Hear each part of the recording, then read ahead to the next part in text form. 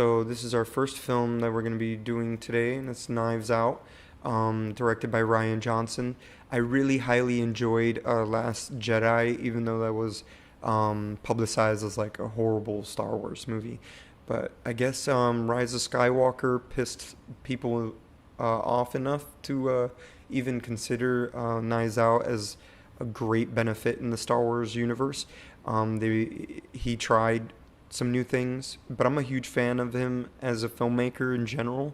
Movies like Brick and The Brothers Bloom and many others. I really, really highly enjoy this film, and I truly recommend it. I also hear they're trying to make a couple sequels to this, maybe like a trilogy, all with Daniel Craig's character of this film. So if you haven't seen this film, this Oscar-nominated film and Golden Globe-nominated film, I forget if they even won anything. I'm not sure or not, but they probably did.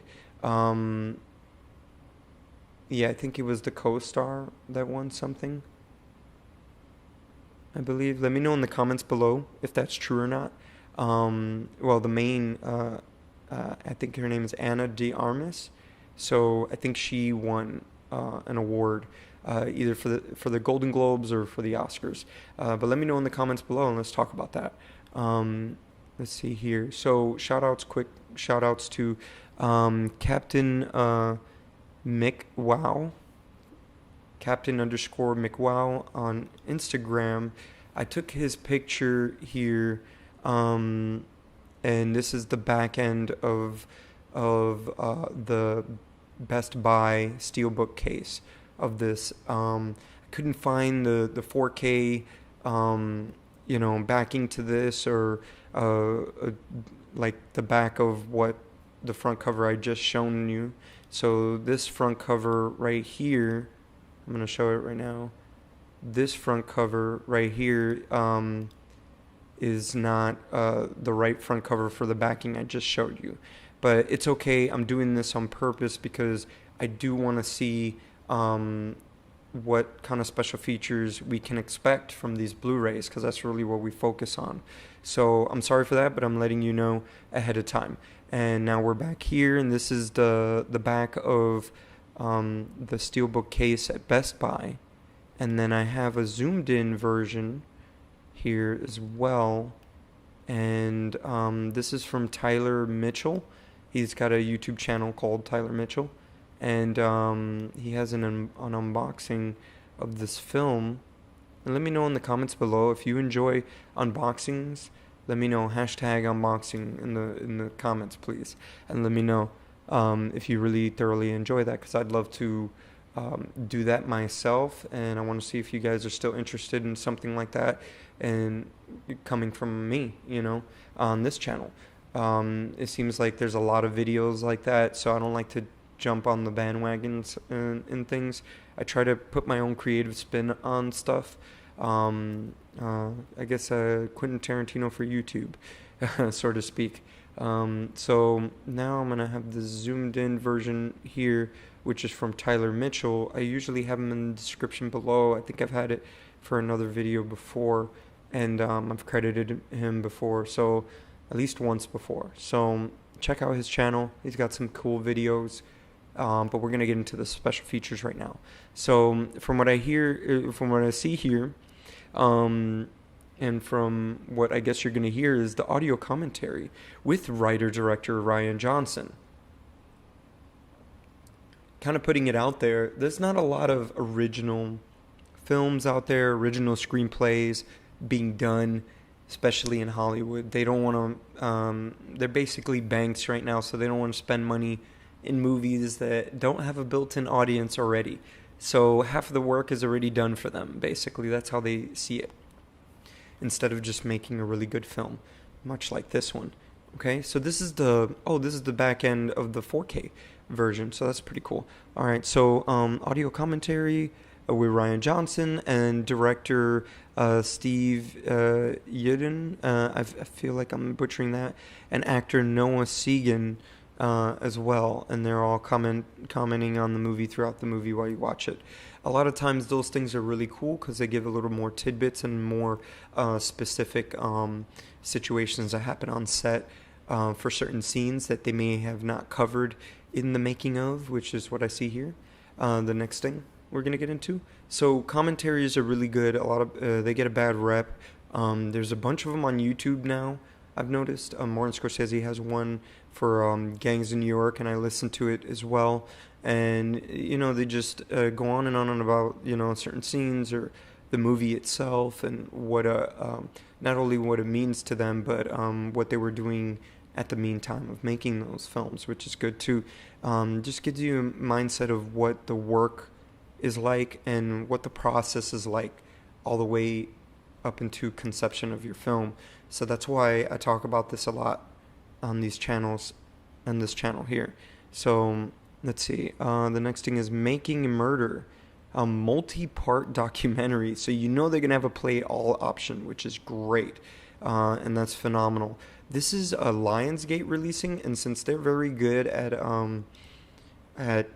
giving great special features, especially for a movie that's popular and did very, very well, they tend to pack it with a lot. So expect maybe 30, 40 minutes here, Making a Murder multi-part documentary. And by the way, I am definitely going to get this film. I'm such a fan of this film, and seeing here right now that there's making of a multi-part, and then I see ahead here's a featurette. I'm buying this. This is full up with special features, great original film, and I could benefit even myself off of this film majorly. I usually don't geek out like that on these films as much as I am doing right now. I really, really, really obsessed with this. Last time I felt this way was with John Wick 3. I also geeked out big time on Glass as well. So check that out on this channel. It's in here. So check that on the playlist on the Bluray playlist. So the multi-part documentary. So Making a Murder. So this is very specific, and since they say multi-part, it's kind of like a thing throughout the movie where you see different point of views of this murder that took place the day of, and then you find out things as things progress. So great film and great writing. It's not like it hasn't been done before, but this is something you could benefit as a filmmaker and learn from it, and hopefully you can carry it on to your feature films. So that's what I think could end up happening. We're definitely going to be I think they're definitely going to be talking about here is the the writing of it, the writing aspect of it, the story, and how they were shooting everything. Another thing, I don't know if they'll explain it in here. I just wanted to put it out there. I heard it through a YouTuber. I forget where I heard it from, but I listen and I watch a lot of different things and podcasts as well. And they mentioned that, that's a great way to save money. Because every actor in this film has a different day rate, which is how much they cost daily on set for a full 8 hours, I think, on set.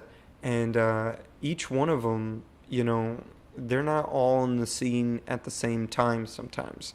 And sometimes you don't have to pay for all of them to be there for certain shots because certain scenes, they take place without Daniel Craig, who probably has the most, probably cost the most in this whole film to be here, and he's solving this. So they probably shot a lot of his stuff within a day, because that's usually where it takes place in the movie, anyways. At least in his part, trying to solve the murder within a day or two or so. So yeah, there's a lot of things like that, that you'll learn on this channel. And we'll be always talking about filmmaking stuff like that. So still on the Making a Murder multi-part documentary, I believe they could go into giving you your normal pre-production, production, and post-production type documentaries of this film. So it's great to learn, the core values and what makes a film. And you have to always have your pre-production, which is writing, and prepping the film, meaning purchasing all your props and everything like that all ahead of time, and planning out your schedule too of filming your film, and then getting into production and actually fulfilling that, and following your schedule, and just going ham on just doing it without thinking about it so much. Sometimes I feel like I get an added benefit by not like thinking about it so much and just doing what's asked of me, of the script and my schedule, and using the props and using what I already have, and working with the actors, and collaborating with them, and actually feeding off of their ideas in the scene and what they're planning on doing. That's what I usually like to ask them at first, like, what is it that you think about the scene? What is it about the scene that jumps out to you and makes the scene what the scene is?